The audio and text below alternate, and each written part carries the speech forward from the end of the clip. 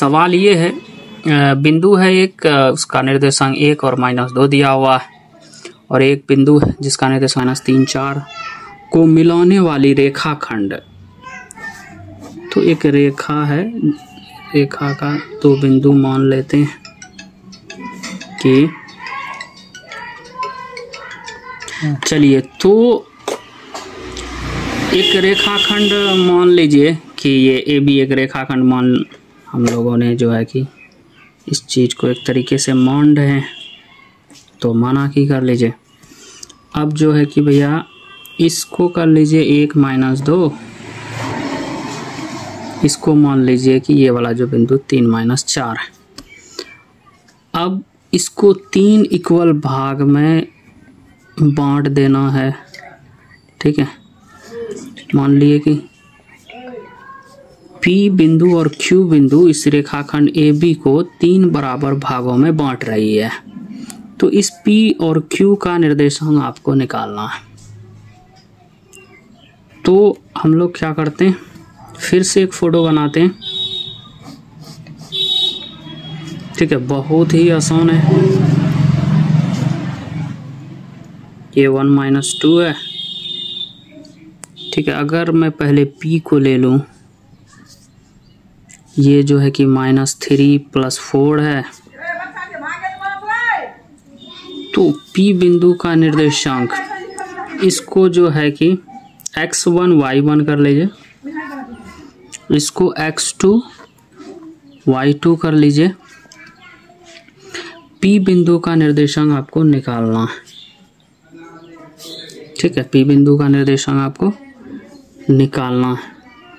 तो अब यहाँ पे देखिए कि भाई 1 part, 2 part, 3 part,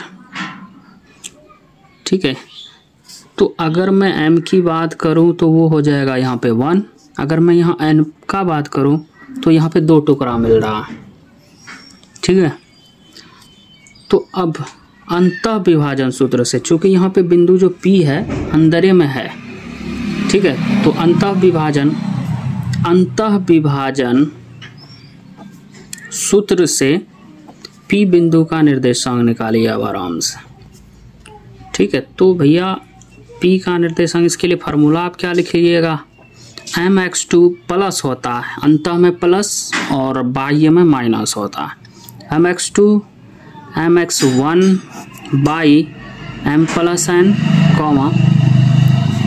my2 plus ny1 by m + n। तो ये पहला वाला आपका जो है कि वो x निर्देशांक होगा, दूसरा वाला y निर्देशांक होगा। चलिए भैया आराम से मान को रखते हैं। m का वैल्यू 1 है, x2 की वैल्यू -3 है, सॉरी यहाँ पर n होगा, mx2 + nx1। तो n की वैल्यू 2 है, x1 की वैल्यू 1 है, 2 + 1। अब m की वैल्यू 1, y2 की वैल्यू 4, n की वैल्यू आपका 2 है, y1 की वैल्यू -2 बाई 2 + 1। अब यहाँ पर देखिए ये -3 यहाँ पर देगा, ये +2 देगा, -3 और +2 मिलकर आपका जो है कि -1 हो जाएगा बाई 3।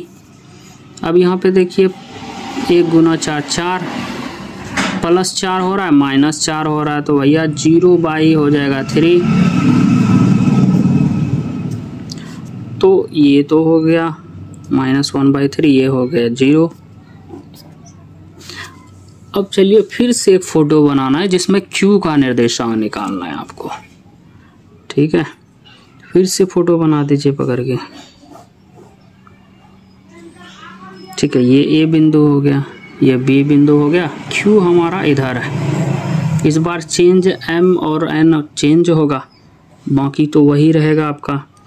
इसको जो है कि 1 - 2 है इसका निर्देशांक, इस बिंदु का निर्देशांक -3 + 4 है।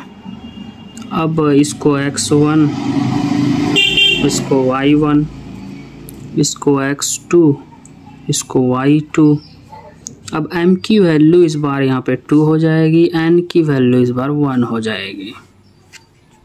अब हम लोग क्या करते हैं, अंतः विभाजन सूत्र से, अंतः विभाजन सूत्र से Q बिंदु का जो निर्देशांक होगा भैया, उसके लिए भी हम लोग फार्मूला वही लिखेंगे, mx2 plus nx1 by m plus n, ये हो जाएगा आपका x निर्देशांक, my2 plus ny1 by m plus 1, ये हो जाएगा आपका x निर्देशांक। चलिए आराम से मान को बैठाते हैं। m की वैल्यू इस बार जो है कि 2 है और x2 की वैल्यू -3 है, x2 की वैल्यू -3 प्लस n की वैल्यू इस बार जो है कि 1 है, x1 की वैल्यू 1 है, 2 प्लस 1, m की वैल्यू 2, y2 की वैल्यू 4 है, प्लस n की वैल्यू 1, y1 की जो वैल्यू है वो है हमारा -2 बाई 2 प्लस 1। अब देखिए यहाँ पे -6, यहाँ पे +1, -6 प्लस 1 मिलके -5 देगा, ठीक है। अब ये +8 -2 मिलके जो है कि +6 देगा, +6 बाई 3, तो ये 5 -5 बाई 3, ये 3 2 जा 6। तो इस तरीके से अगर किसी रेखाखंड को अगर समत्रिभाग, अगर 3 बराबर भागों में बांटते हैं या 4 बराबर भागों में बांटते हैं, तो आराम से हम लोग उस बिंदु का निर्देशांक इस प्रकार से निकाला जाता है।